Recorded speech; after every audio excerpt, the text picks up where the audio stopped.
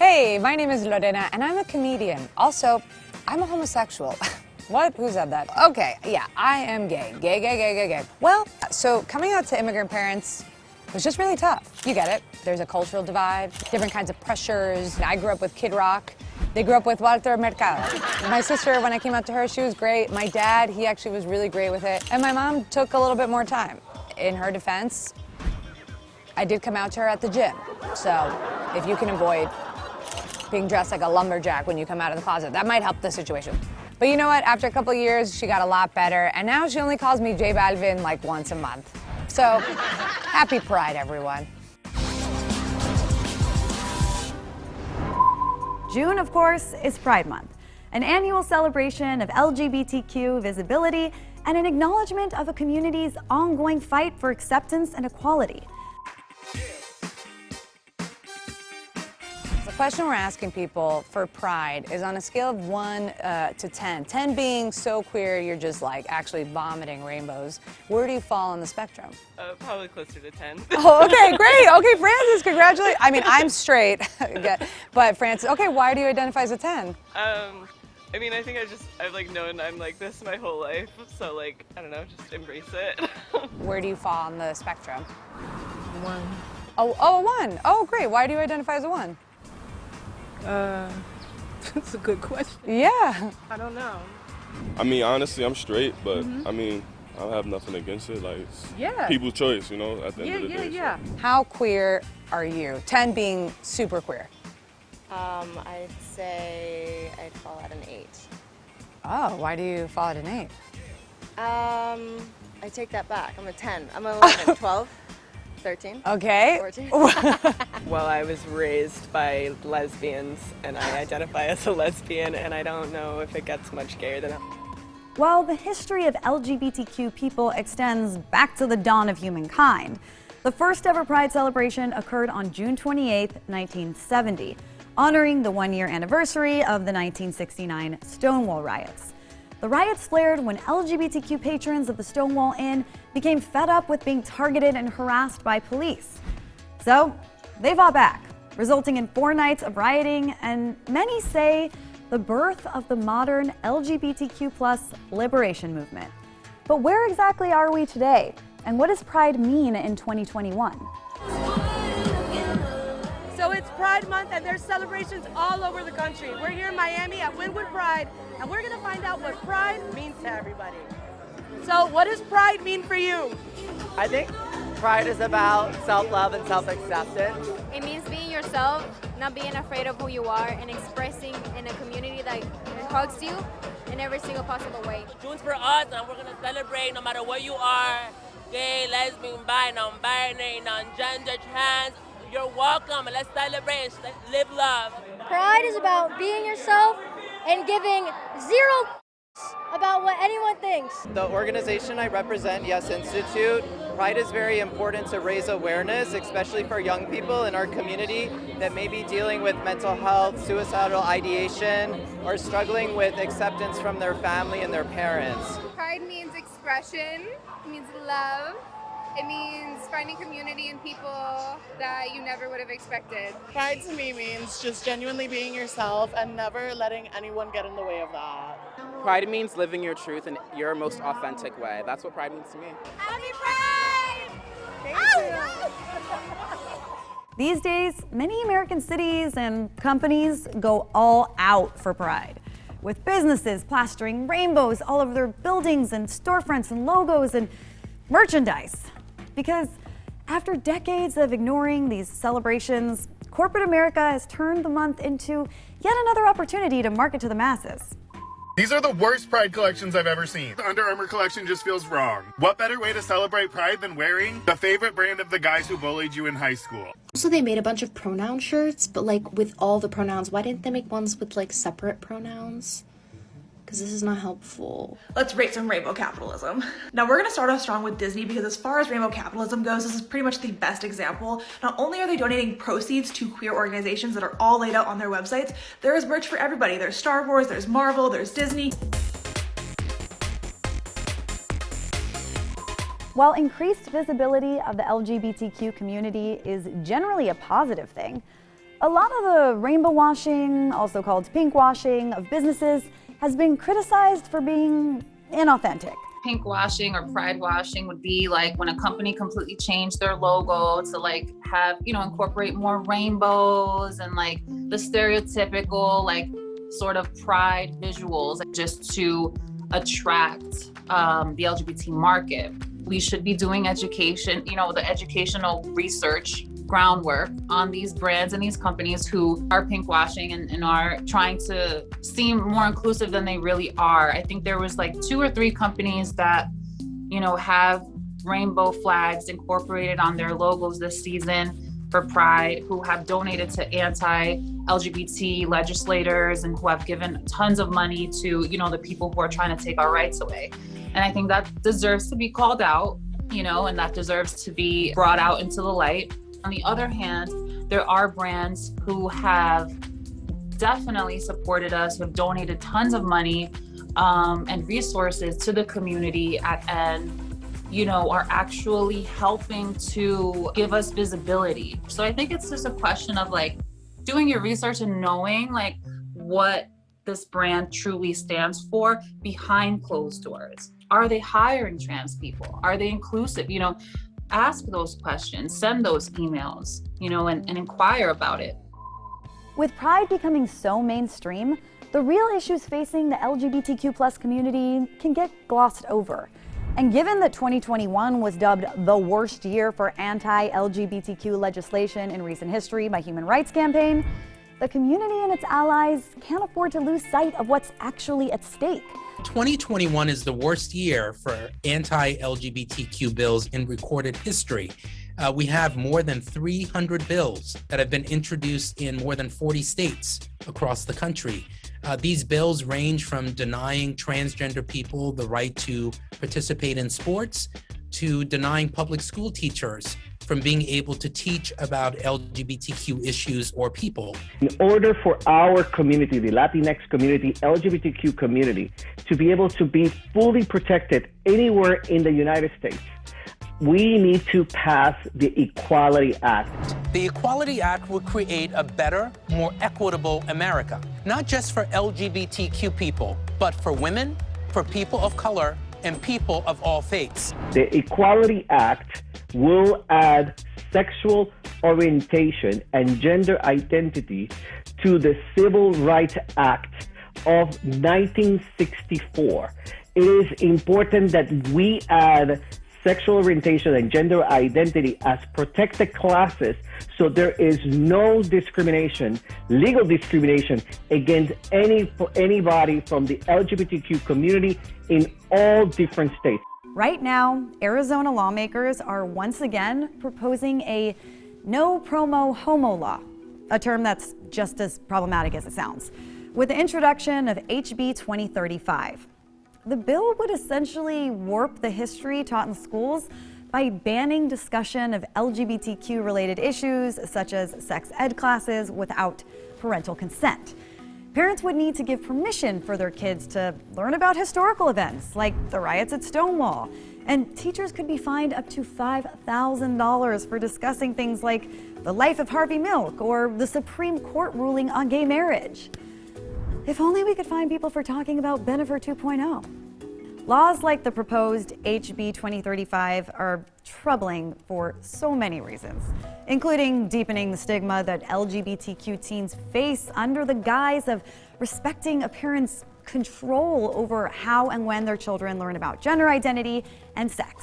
It was working at BuzzFeed. I sat down with one of the producers who I really trusted, and I just told her, like, I'm thinking about transitioning genders, and I would love to document it.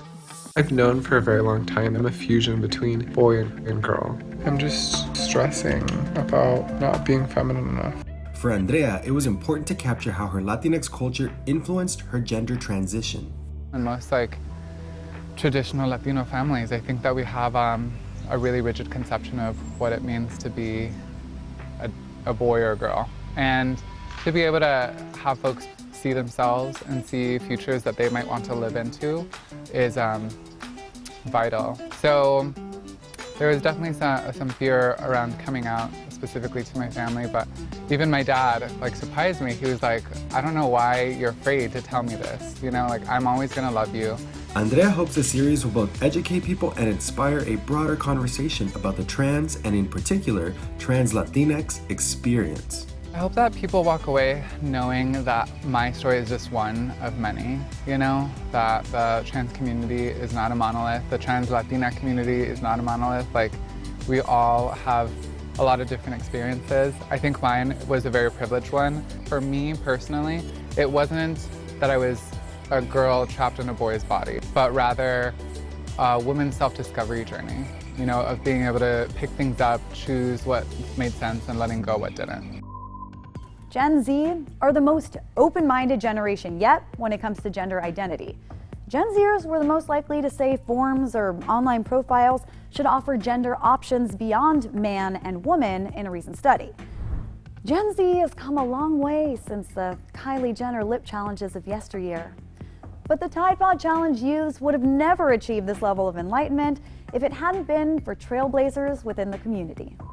Galardonados is a digital storytelling project really dedicated to telling the stories and experiences of folks who identify as Latinx, Afro-Latinx, Black and queer and trans, but also uplifting and amplifying culture and history. Gran Varones comes from the name El Gran Varón, the famous salsa song by Willie Colon about a father struggling to accept his child and then losing that child to a mysterious disease. I was so bewildered by the fact that I had never heard the song in the context of queer history in media or in AIDS history. Telling inclusive stories about the AIDS epidemic is a top priority for Gran Varones. If you were to type in LGBT right now, you were to type in activism, AIDS, you're gonna see white people.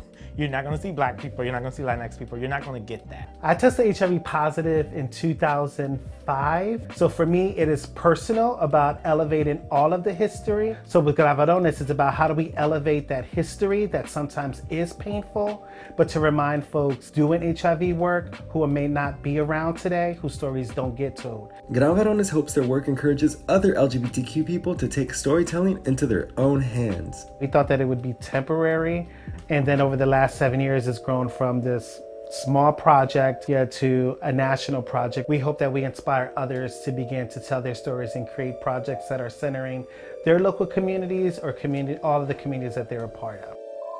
But even as we move in promising directions, the murder of trans people in the US reached a record high in 2020. And those numbers only worsen when we look at countries where homosexuality itself is still deeply stigmatized or even considered a crime. Many transgender people who seek refuge outside of their home country do so as a matter of life and death.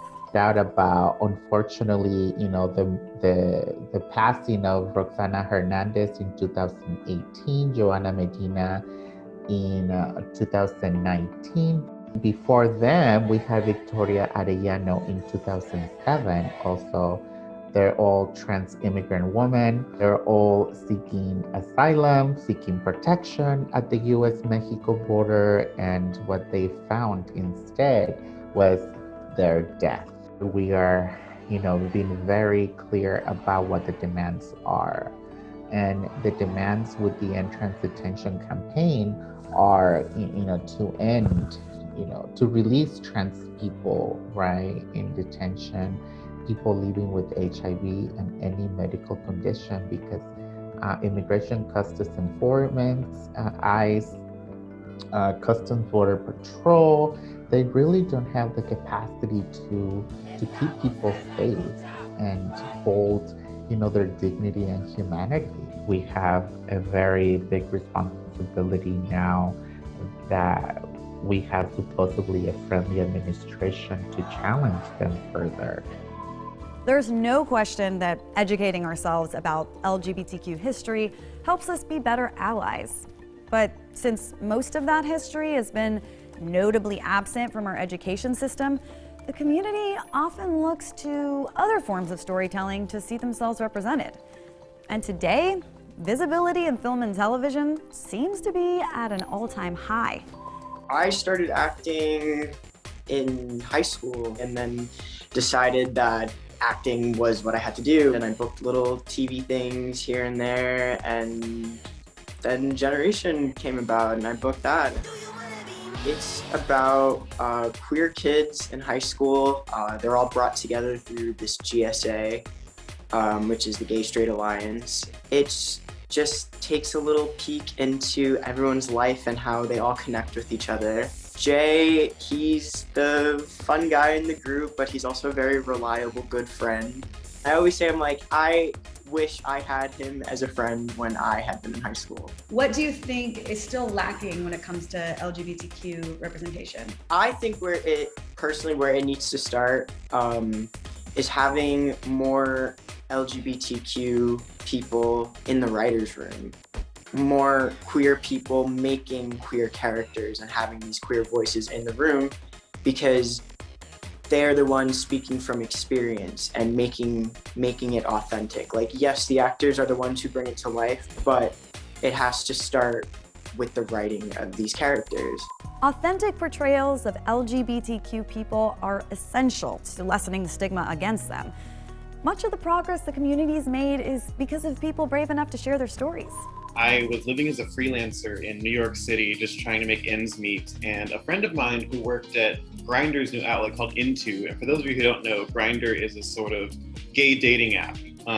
So it's kind of absurd for them to be hosting an advice column. And I was like, okay, cool. And I thought it would be so funny to sort of flip that around and make that almost a Dear Abby type situation. And what if Abby was a gay Mexican man? But because it got pushed on the app, which is really a global phenomenon, I was getting letters from people from all over the world, and a lot of them were very serious. At that point, decided to start taking my job more seriously as well. And that's sort of how Ola Papi came about and became kind of funny, but at the same time, very earnest and heartfelt. So the memoir and essays that I wrote that is based on the column is very much about that, about being sort of put in this accidental mentorship, authoritative place where it's suddenly like people are turning to you for advice. The book is very much about just how complicated it can be. It's sort of about me looking at my past experiences, like, okay, but remember when you overcame heartbreak, or remember when you were bullied and you sort of got over it? I'm very upfront about not really being sure if I have the necessary qualifications to give someone else advice. But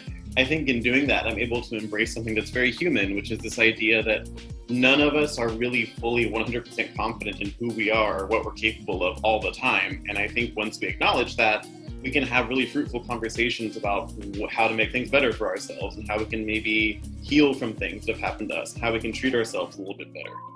For Latinxs, the emphasis we place on La Familia is a pretty universal aspect of our culture. But within the LGBTQ community, things can get complicated when family members aren't initially receptive to a child who's come out. Thankfully, there's always emancipation. I mean, chosen family. We're here at our house in Wynwood during Pride Month, and we're about to sit down with the queen of their hour herself, Athena Dion. Can you tell me about this pageant? Well, first of all, it's Pride Month, so there's a million different events going around all over the country. And here specifically at our house, we're located in Wynwood, and Wynwood has a Pride celebrations. You know, there's usually with the Prides, there's drag pageants. So this gives the community opportunity to come together and, you know, pick a new queen. We have judges, all the girls come out, and it's really a great time for the community to kind of get together before all the party festivities kick off on the weekends. You've come a long way in your 10-year journey. I mean, you have your own company now, Dream Queens. It started off as a humanitarian thing that we were doing. I was invited to go to the Jackson Memorial Hospital Burn Center by a nurse that was working there, and they wanted to do a glam day for the children that have suffered burns. Heart-wrenching. And to be honest with you, I was supposed to go and teach them makeup, but I felt like I was the one that left learning something bigger than I ever imagined. So I got a group of drag queens together. We started going to the women's shelters. We did the toy drives for the shelters down in Homestead. And then from then on, I was like, okay, so I have these group of drag queens that are really wanting to get involved in the community. I was like, all right, let's see if we could take it to another level. So I started doing corporate parties and house parties and baby showers and weddings and all these things. I was like, okay, we can make a company out of this. So I have the Dream Queens. So it's local girls that are getting work and bringing drag to places where you probably wouldn't have ever expected to see it before. Tell me about your drag family. In the gay world, there unfortunately is still a lot of stigma attached to being gay, that a lot of families do not accept children that come out to them. And, you know, when you are kind of trying to live your truth and you have this thing that you can't hide and you can't be in your home, you're going to go out and you're going to try to find other members of a chosen family. And here in Miami, I've found a bunch of young adults that, were not living their truth at home, and we all kind of found each other. We all share similar interests, which is drag and performing and this and that. And that's kind of like how our family organically grew. And they are the fiercest bitches in town, you know what I mean? And we really help each other, we uplift each other, we're there for each other, and I think that's what helps our drag grow, our business grow. It's really a beautiful thing to have that kind of support system that you never thought you were gonna have, and to be doing it all while you're living your truth. It's a really beautiful combination. So you're part of the Dion family, and what has that been like? What does it mean to be a Dion? We really do value the way we look and our presentability and our professionalism, and I think that's exactly what being a Dion is, like a professional who looks good and is always kind to everyone they meet. All of my sisters and my mother/grandmother, no, I don't say that publicly, but they've all really helped me out and have been there for me and supported me. It's like having a real family. I don't need anyone else. I don't care about who has this to say about me, because I know that I have my family, and they're always gonna have my back and I have their back. I'm very, very, very blessed. It sometimes feels like honoring Pride in the month of June has devolved into a corporate war of wokeness, as opposed to a celebration of how far the community's come and what's at stake. With at least 17 anti-LGBTQ bills enacted into law in 2021 alone, worldwide marches and celebrations for LGBTQ equality continue with good reason. I'm Gabriela Fresquez for Radar 2021.